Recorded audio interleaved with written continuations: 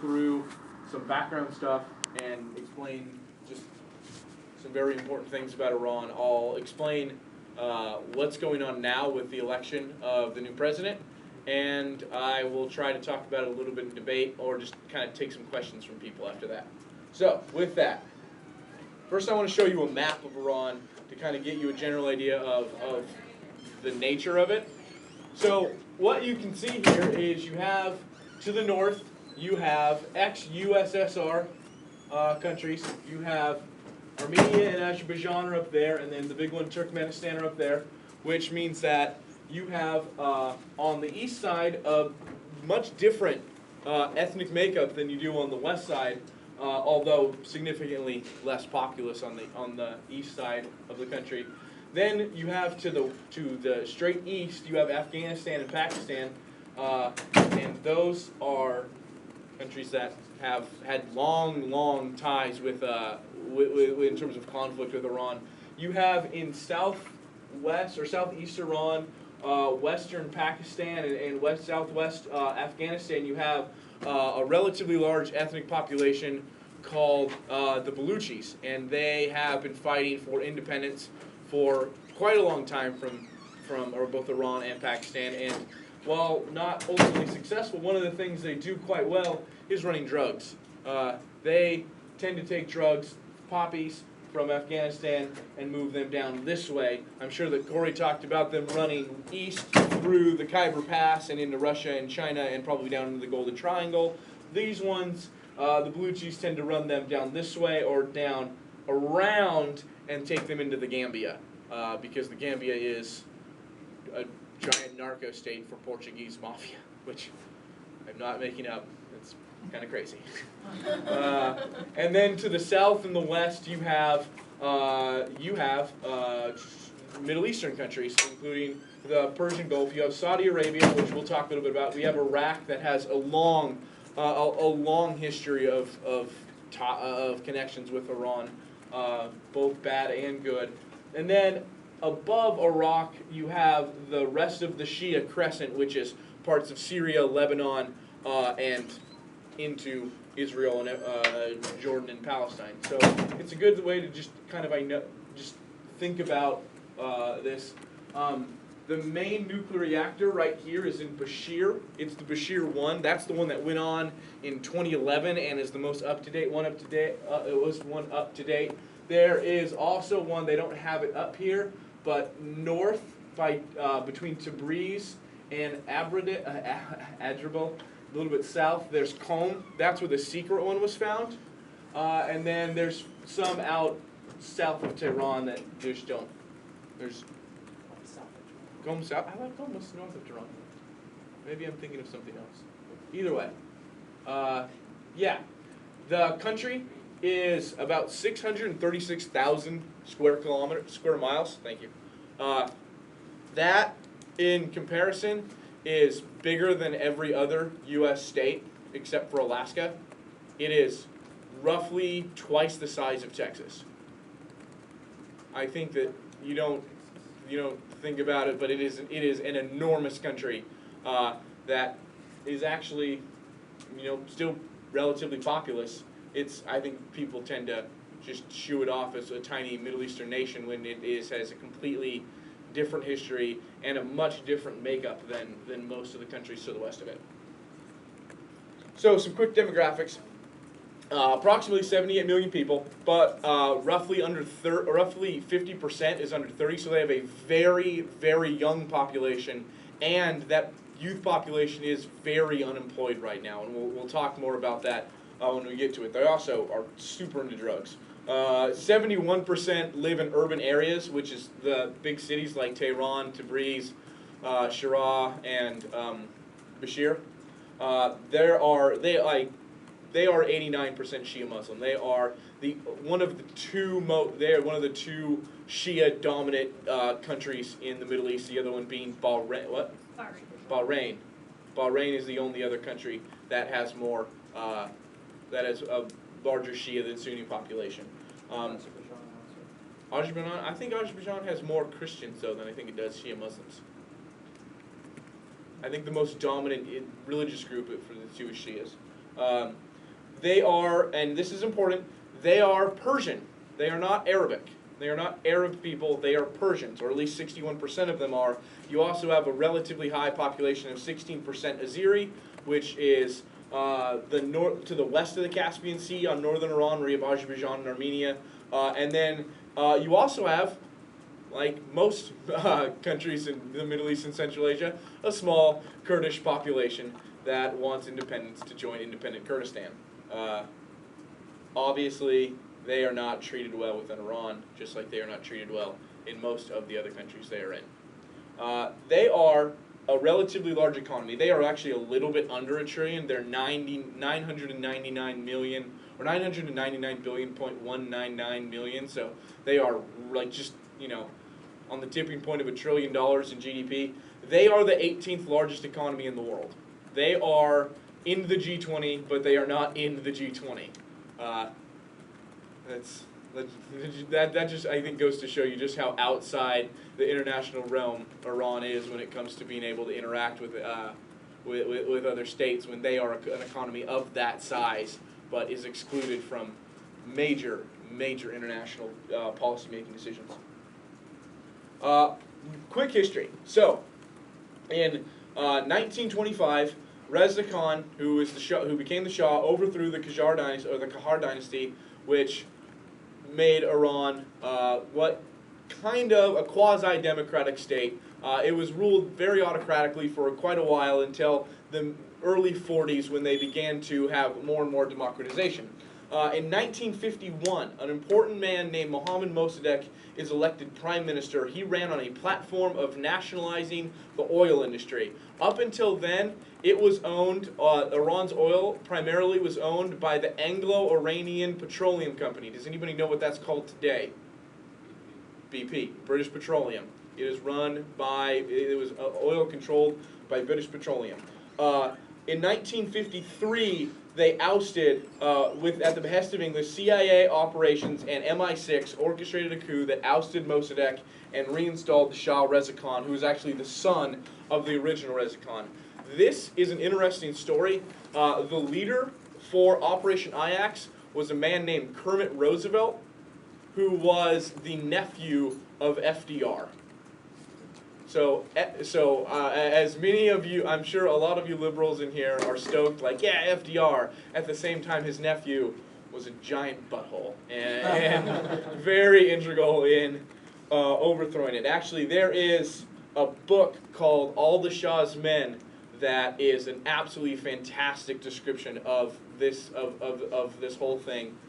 It was a really ballsy maneuver, but it really kind of bit us in the end, because in 1979, after really brutal control of the Shah, they had the Islamic Revolution, which was led by Ayatollah Khomeini. Ayatollah Khomeini at the time was actually in Paris because he had been exiled, and he became a leader actually for the Islamic Revolution by having his bootlegged sermons from Paris flown into Iraq and then basically tunneled or smuggled into Iran.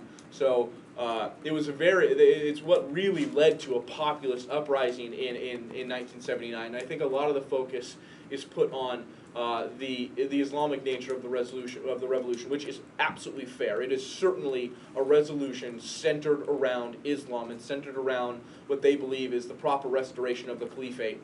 But it was absolutely made possible by populist undertones in Iranian society and overarching corruption and oppression on the working class. They were absolutely, and students as well. Students were huge supporters of the Islamic Revolution at the time. 79 to 81, you have the Iran hostage crisis.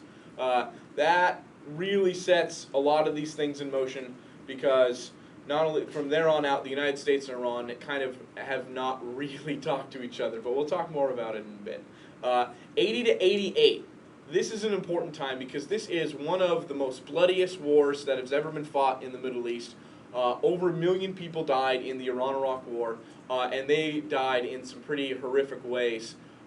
So at the beginning of the war, during the winter and summer month, during the summer, fall, and winter months, under Saddam Hussein, the Iraqi armory just steamrolled most of Iran very, very quickly and moved very close, relatively close to Tehran.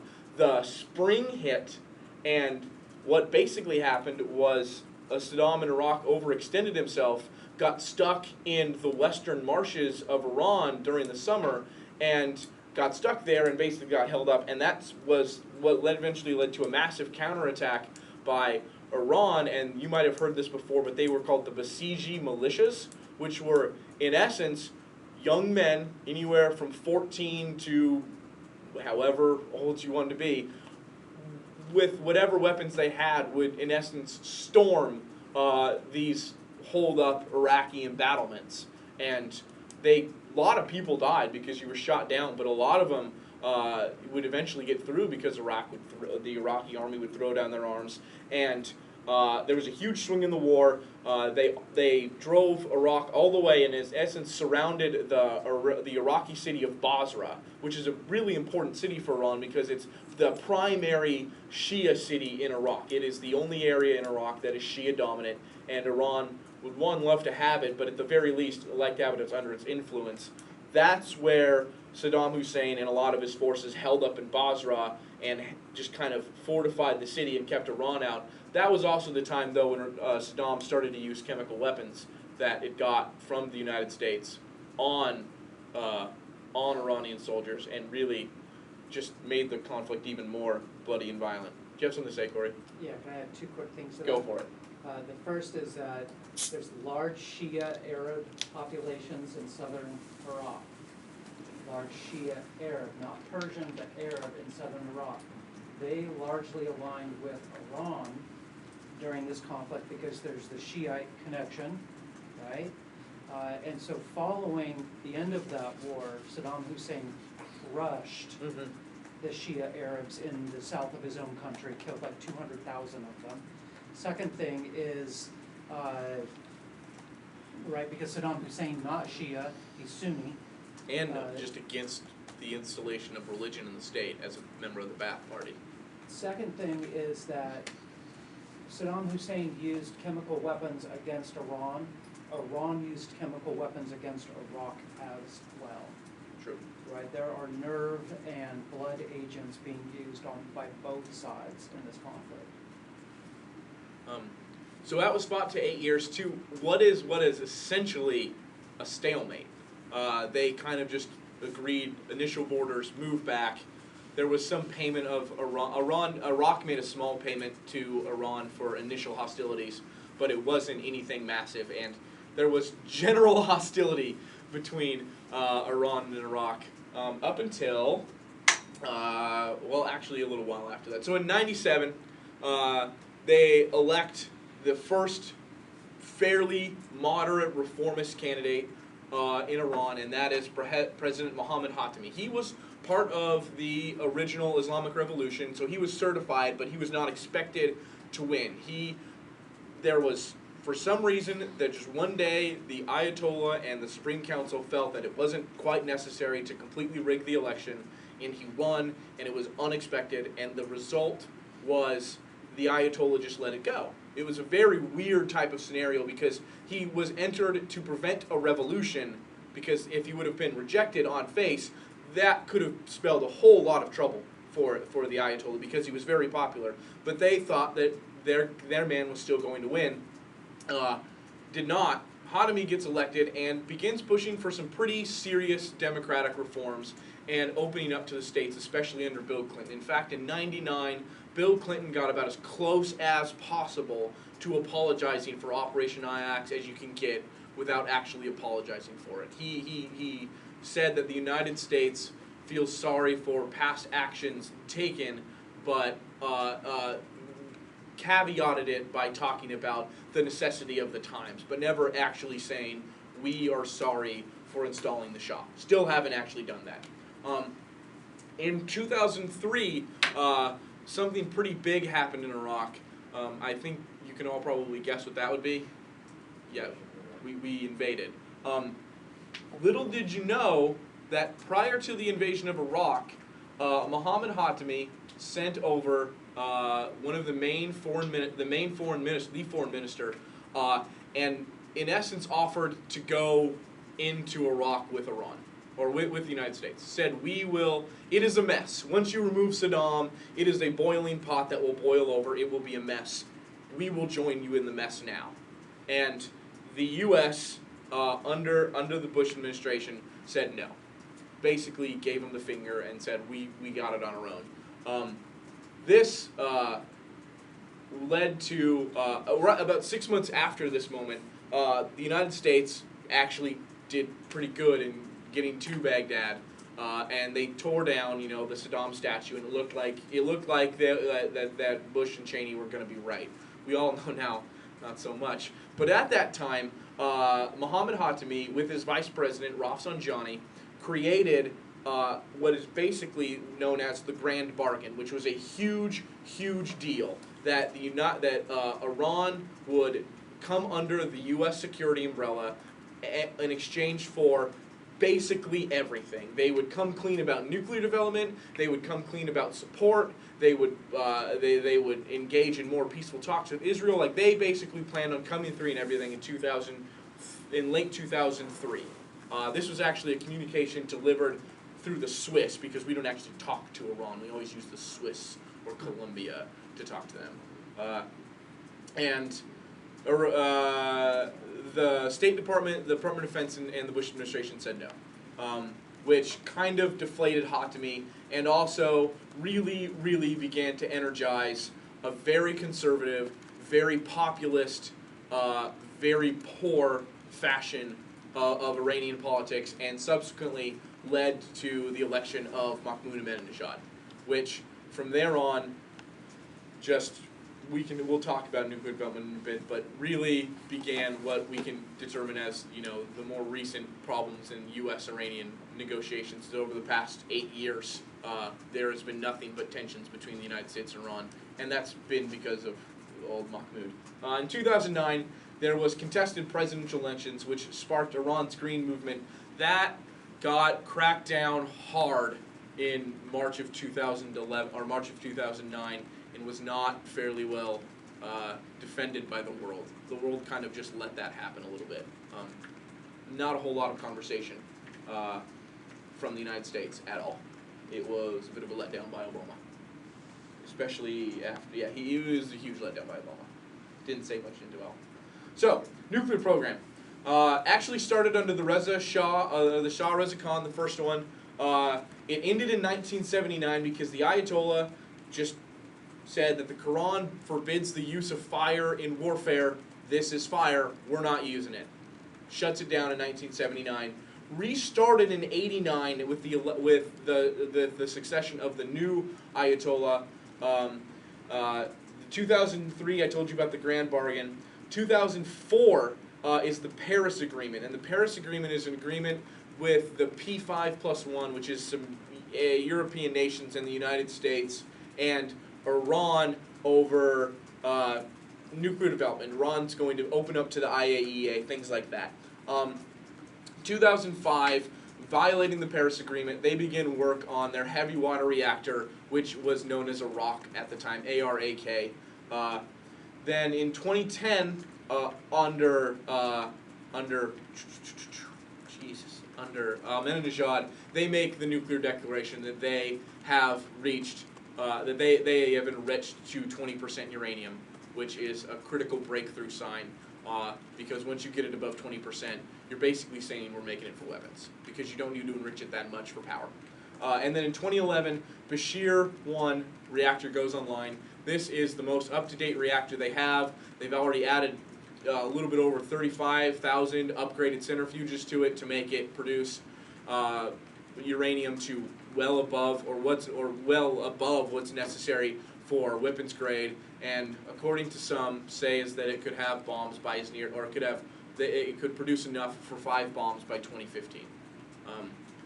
The veracity of those is obviously suspect, just because we don't know the actual size or the actual output capacity of the reactor. Yeah. Which reactor was the one that the Stuxnet virus shut down? Stuxnet shut down a couple of them. The Stuxnet, there's Stuxnet and there was Flame. Right. Stuxnet went after Natanz, the Natanz reactor, and Flame went after the Bashir one. So Flame, though, was then not successful. Flame was also successful, but it was. just wasn't as successful as Stuxnet. Israel and Iran. They, while often at odds, greatly expanded tensions under Mahmoud Ahmadinejad.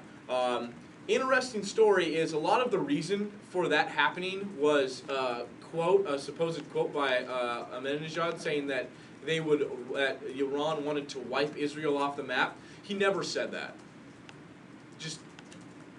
That was a quote that was taken from Iran national television that just wasn't said, and just continued to reprint it.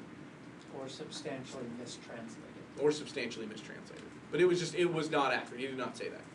Interesting story. The new president actually had a very similar comment. Not actually, but he was attributed to a very similar comment about how the Zionist world wants to stand on the bodies of Muslims. And they caught it this time and were like, no, he didn't actually say that. So I wonder what's at play there. Israel has actually asked the United States to help or bomb Iran's nuclear facilities. 2006 and 2008, both times Bush said no, and in 2010, Obama said no, but we're thinking about it, because he hasn't set a timeline for it, but it's very clear that he's okay with it. Yeah. Is that the same year that we sold them the bunker busters, or was Yes. that later? Okay. And refueling, probably. They don't have the air refueling capacity to do it on their own. So we'd have to do it for them. Okay. They'd be flying over hostile territory, and they would need to Right. have some of our support. They would need to have our support. Yeah. What's AZ up there? Oh, I'll talk about that in just a second.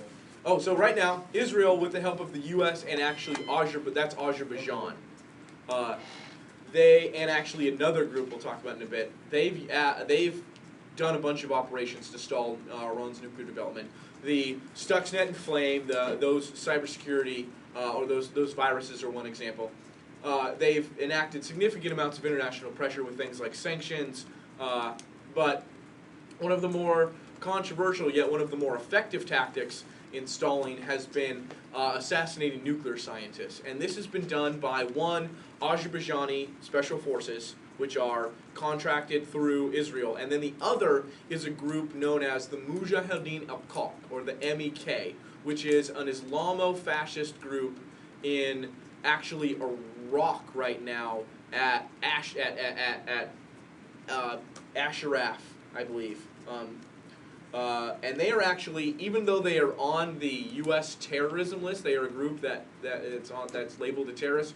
The United States actually gives them protection in Iraq, because we utilize them to do things like put magnet bombs on Iranian nuclear scientist cars.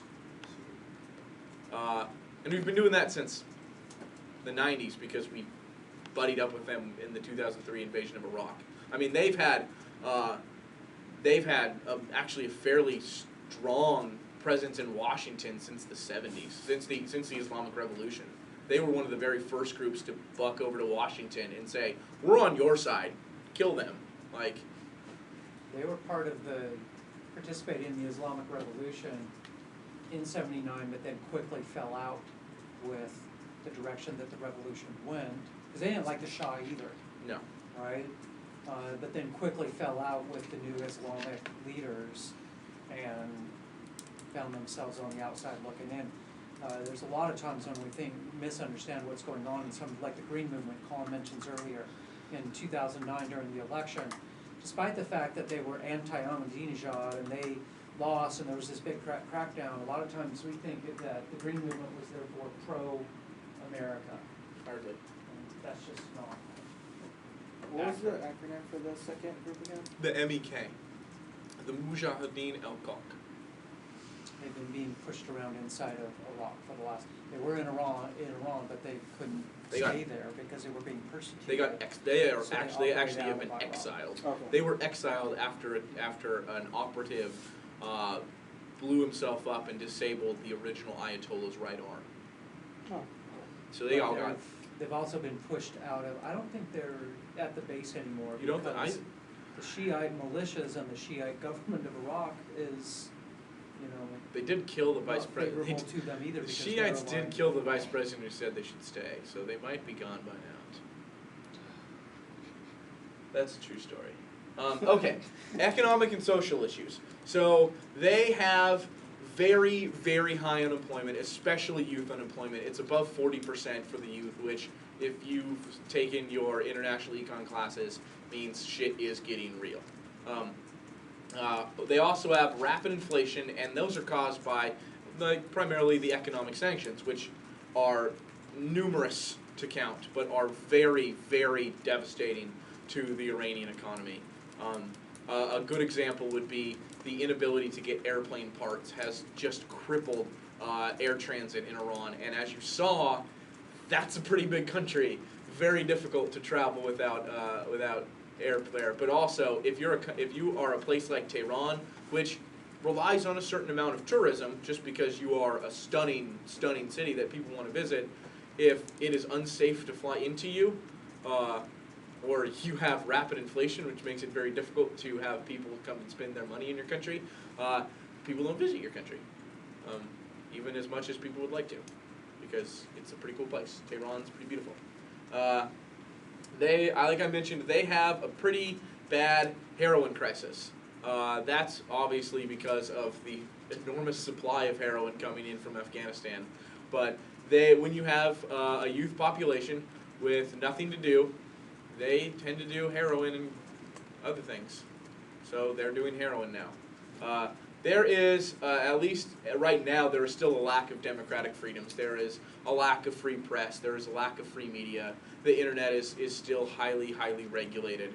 And then there's also poor treatment of minority groups, specifically things like the Kurds.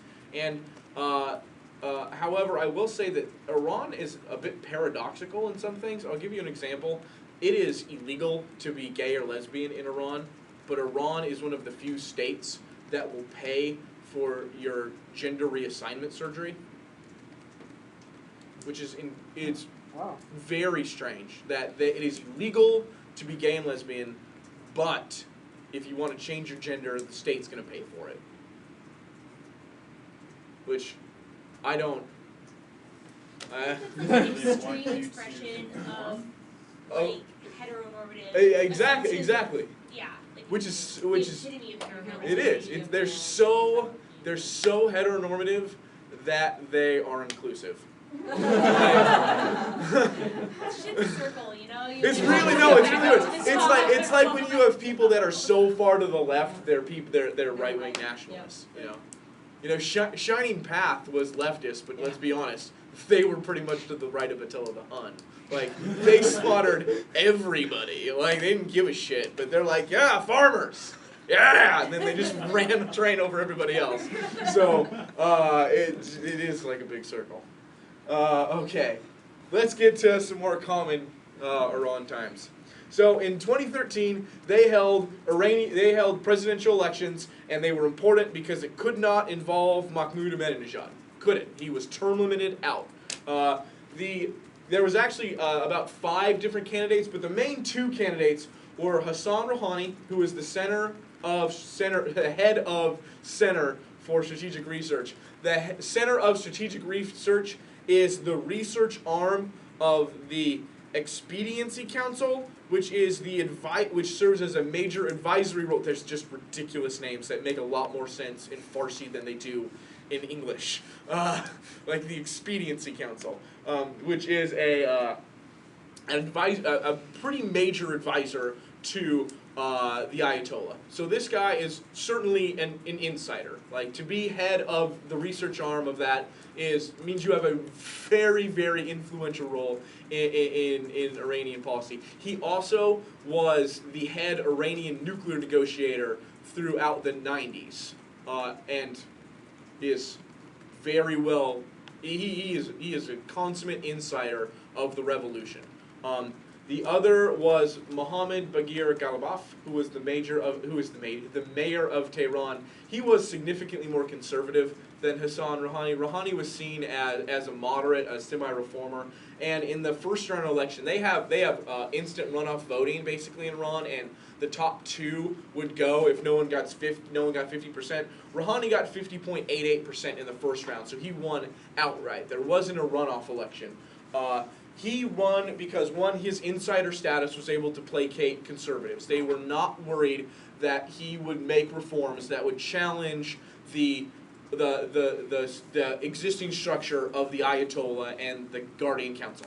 And he won't. He draws his power from there. He's drawn his insider experience from there. He's not going to touch that. However, he did appeal to a lot of the restless youth of Iran because, one, he was significantly less, he is very less hawkish when it comes to dealing with the outside world. We'll talk about that in a bit. And also, his economic policy of broad-based growth and increased local control very, very much appealed to the youth, especially since the centralized notion of Tehran's bazaars and markets just really, really turned off a lot of youth voters, which we mentioned are most of the country. They have I think they had a little over 77% turnout, which is pretty good, especially since there are some pretty rural areas of Iran that are difficult to collect votes. So pretty good turnout, much better than what we do. Let's talk a little bit about Hassan Rouhani's Iran. Obviously, it's a little bit of a misnomer to call it his Iran because it's the Ayatollah's Iran. But even though he's not the Ayatollah, he does have some pretty important powers and abilities to get things done. So his cabinet, the important thing to note is outside of his ties, that a lot of the ties come from another reformer moderate, Rafsanjani, the oil minister, the minister of culture, and his vice president all served in the Rafsanjani government. But the really interesting one is his foreign minister, Mohammad Javad Zarif, who is an academic who actually got his PhD in Denver at the University of Denver. He has served on the American Iranian National Council. He has been a former ambassador to the UN. He definitely is a signal, and this has been interpreted by almost every U.S. and international policy expert. This is seen as a symbol by Rouhani to make a serious attempt to restart nuclear negotiations.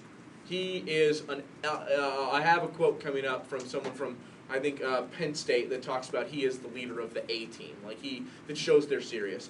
His economic policy, like I mentioned, he plans for broad-based growth, especially at the local level, increasing small government. He wants to increase the purchasing power of individual citizens. Basically, he wants to rein in inflation, and he sees that as decreasing economic sanctions first and foremost. But he also wants to restart the Management and Planning Office of Iran. Now, the Management and Planning Office of Iran is in essence responsible for the creation of the Iranian budget, it was until 2007 when it was shut down and reestablished as a much different, more under the president by Ahmadinejad.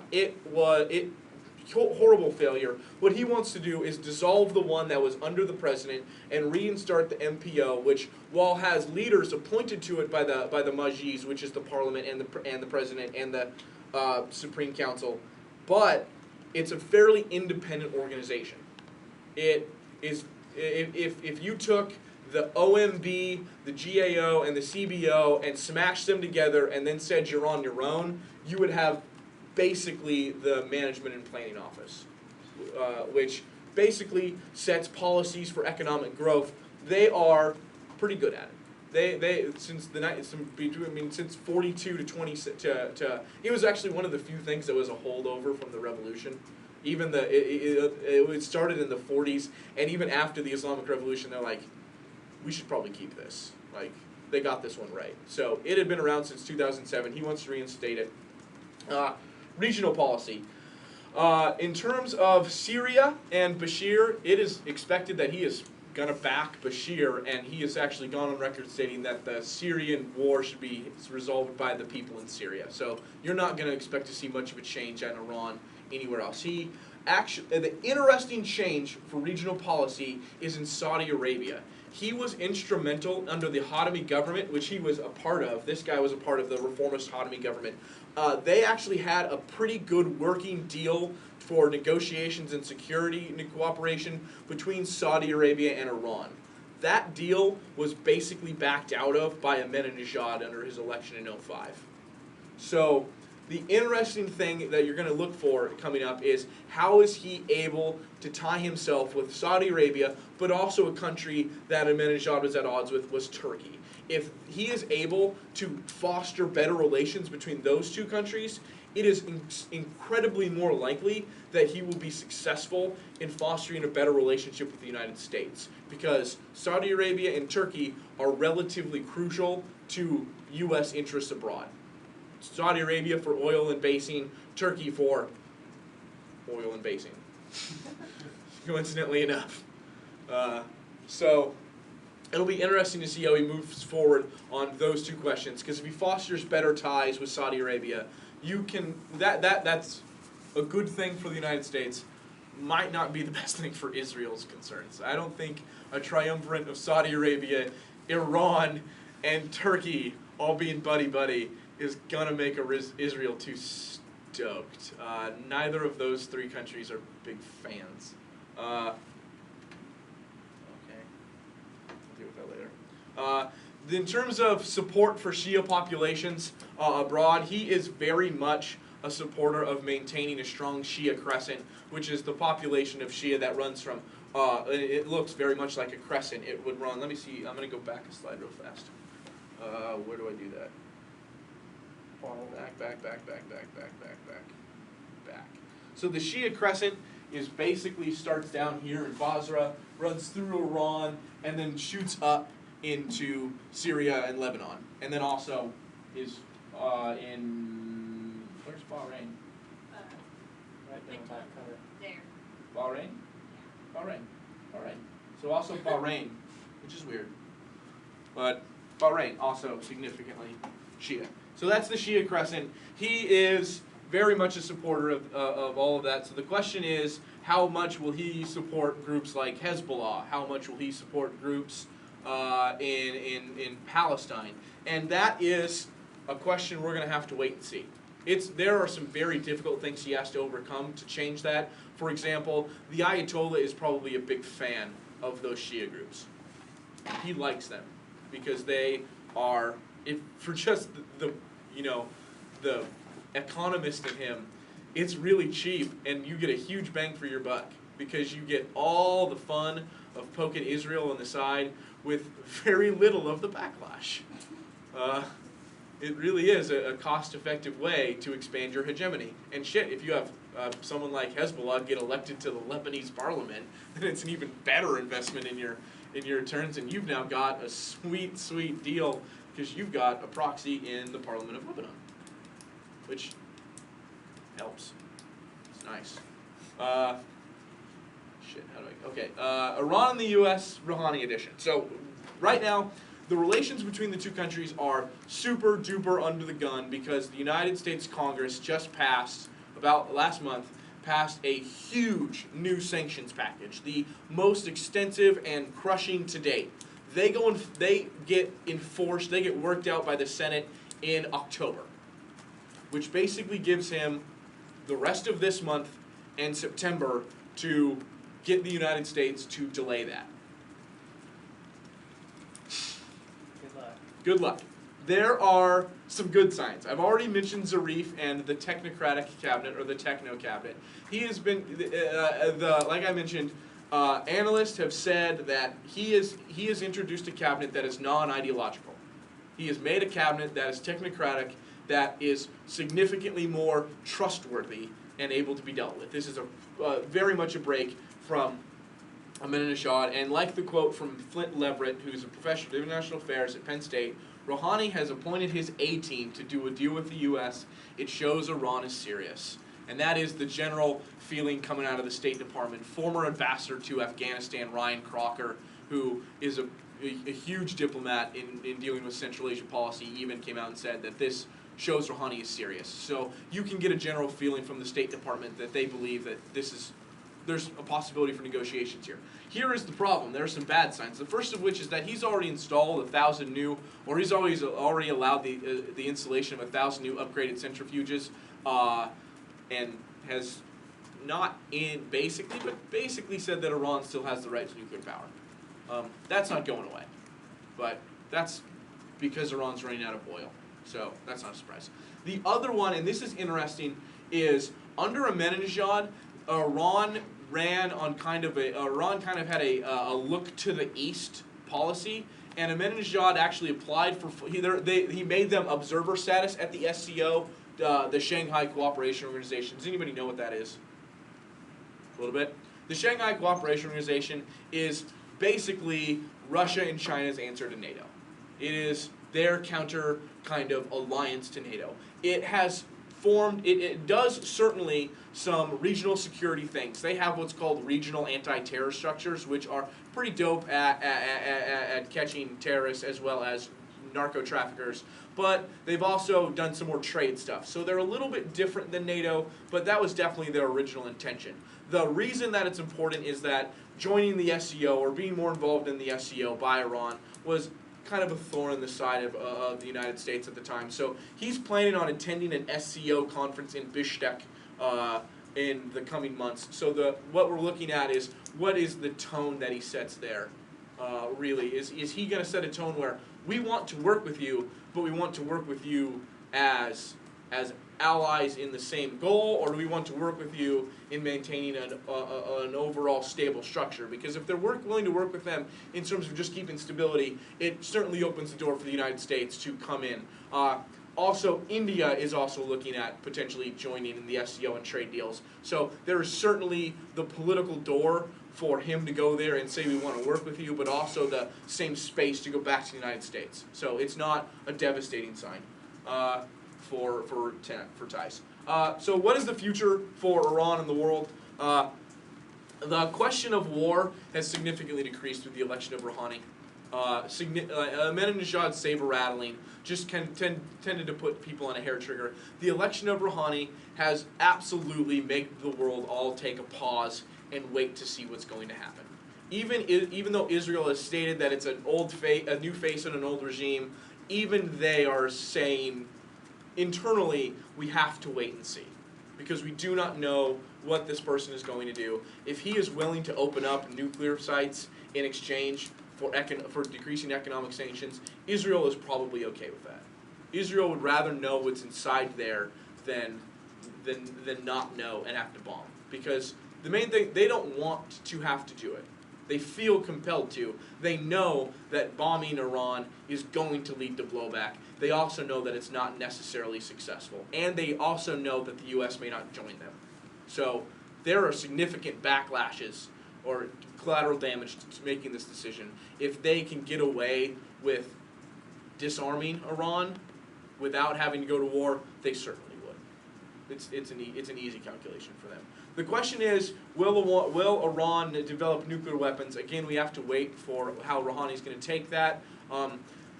There's a question on whether or not that was really something that the Ayatollah wants to continue doing. We'll have to see. And then the question of, what does this mean for a potential regime change? Under Ahmadinejad, the likelihood of removing the Ayatollah was really low, or was significantly higher, because there was a lot of conflation between the two during the height of a lot of conflict, especially in 2009, 2010. However, with the election of Rouhani, you are going to see a lot of the angst that was originally placed at the Ayatollah placed on national problems, because Rouhani is going to defer or deflect a lot of the attention from the Ayatollah.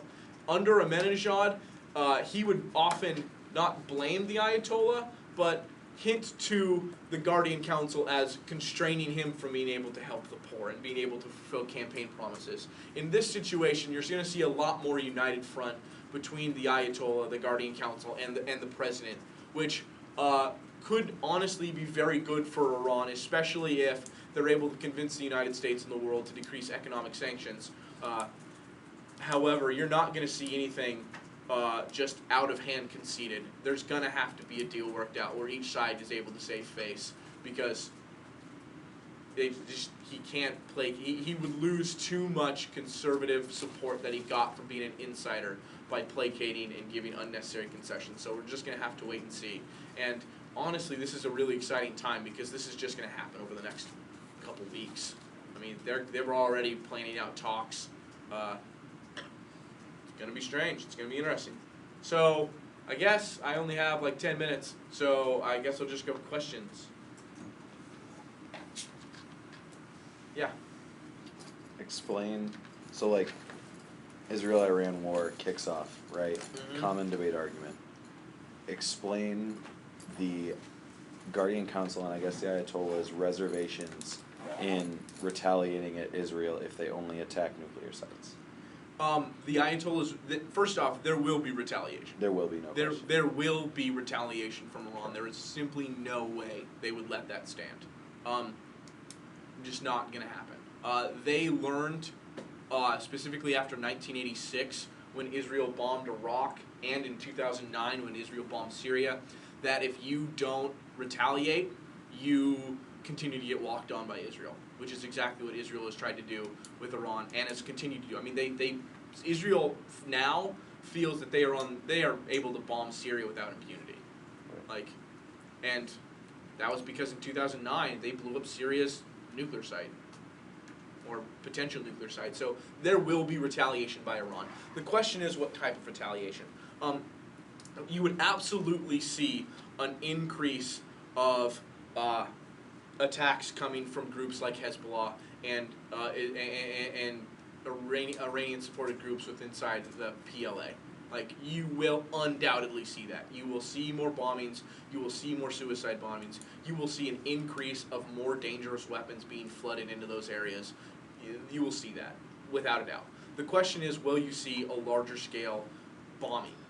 That is probably based on a whole number of factors. The first of which is, what is the collective damage to their nuclear facilities? Because if the nuclear facilities remain unscathed, which that is entirely possible, then you may not see a full-fledged retaliation by Iran. Rather, you might see them do that proxy shit and then grandstand, and say, look, we beat you. You bombed us. We're fine, and now we're going to kill you with 1,000 knives. Which, who knows? That may lead to war with Israel, anyways. So you would definitely see retaliation. The question is, what level of retaliation? You're seeing retaliation right now. Yeah, exactly. Going back and forth. Right. Where you see Hezbollah taking action in Bulgaria and killing, Israeli citizens, or you see that kind of stuff happening now. It just would be a matter of the magnitude of escalation, how significant it would be, and those kind of retaliatory efforts do tend to be somewhat proportional. Yeah.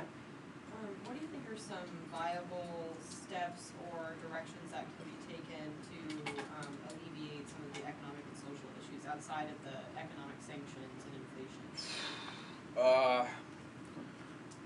I suppose that's a tough one. I think that Rouhani is right in reinstating or restarting the MPO.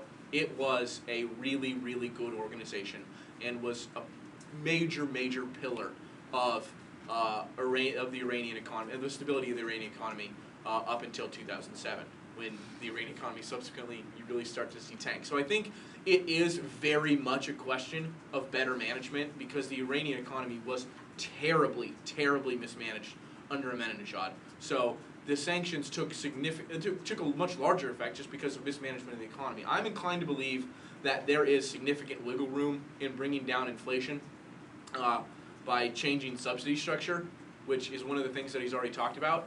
So in terms of reducing those types of problems, I think that he's on the right track. In terms of reducing social ills, I'm inclined to believe that he will make some sort of freeing of the media, freeing of the internet to a degree, but it certainly won't be unfettered by any stretch of the imagination. So outside of that, I can't think of what he's got in the tank. I mean, it really all hinges around getting the sanctions removed, because that is so absolutely essential to restarting the Iranian economy. And that'll be hard because U.S. sanctions, or Western sanctions, U.S. in particular, have really crippled the Iranian economy and brought them to their knees. So the U.S. kind of, it's kind of like the U.S. smells blood with their sanctions. They feel like they've really gotten Iran to the point where they can force them to compromise. Yeah. Making the uniqueness claim then that absent sanctions being lifted, Iran's economy collapses is not an overly unwarranted argument. There is certainly a good argument to be made there. I think that would probably go too far in terms of the reality of things. I think that the argument is that the Iranian economy will not experience, will stagnate. It probably won't collapse, but will probably continue to stagnate under economic sanctions.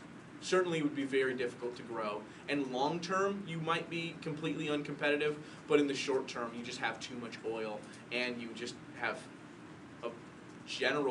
just a few niche industries that are just fucking killer, like construction. Like they make concrete that is, the concrete they make is 8 times stronger than than the next strongest commercial concrete. No joke. Like, they just got that shit all on lock. So they have a few industries that allow them to eat. They have regional trade partners that don't buy into the sanctions, right? India and China are still going to buy their oil, even if they buy it in gold, like they have been sometimes. They're still going to buy their oil. So China's the largest consumer of concrete in the world, so that seems like a very viable trade. like yeah, so. So it will never grow. There'll be sectors that hold up the economy, but it will definitely stagnate under sanctions. Certainly. So that's probably the better uniqueness argument you want, is that you can't have, without sanctions, without the removal of sanctions, you're not going to see the Iranian economy grow. Anything else? Yeah. I'll just keep going. Does anybody else have any strong enough ties to Iran to where if Israel took a covert action and we couldn't figure out who did it, they would lash out at Israel just because we figured you did it? Anyone but No, Iran. they'd lash out at Israel. They would, just on principle. They'd do that. I mean, they couldn't prove Stuxnet. They lashed out at Israel. They couldn't prove assassinations. They lashed out at Israel. Okay. Like, they'll lash out at Israel. But are there any other regional actors that would do it other than Iran? Like, is this going to cause a draw? That if someone attacked Iran, that's what I'm saying. Would someone else be drawn in? There is a concern that Saudi Arabia would be drawn in because you'd have to use Saudi Arabian airspace, and Saudi Arabia has told Israel you can't use our airspace. Right. So that is, I mean, let's be honest, that is an act of war to use their airspace. The question is, would Saudi Arabia go to war with Israel? Who knows? I'm fairly sure that the U.S. would do like it did with Turkey and step in and offer a shit ton of promises to stop them from beating that war drum. Because, I mean, fucking in that flotilla raid, that was a Turkish ship that was illegally boarded by Israeli soldiers. That is an act of fucking war. Like, that could have it took the United States and NATO, like, no, stop, don't invoke Chapter 4, don't send NATO to war with Israel, because they could have. And that would have split NATO in twain. It would have been real bad. So, yeah, there are countries that would get mad, but there's a traditional, competition, rivalry between Sunni, Arab, Saudi Arabia, and also the Arab Emirates and Qatar and Kuwait and the Gulf Council, the Gulf Cooperation Council on the one hand, and Shia, Persian, Iran on the other hand. There's historical animosities between there, and both sides are vying with one another for regional influence. Both sides want to have influence, which is why it was a big deal when Mohammed Morsi, when he was elected president in Egypt, one of the first places he went was to Tehran. Yeah. Right, and it's one of the first time in 40 years, maybe longer, a Egyptian leader had been in Iran. And it was the first time since that's Nasser. a pretty big deal. right? And so there's a significant degree of tension and rivalry between Iran on the one side of the Persian Gulf and the Arab nations on the other side of what they call the Arab Gulf, right? And That's so interesting. there's a lot of animosity between those two, vying for regional influence. Anything else? All right, go have a good round.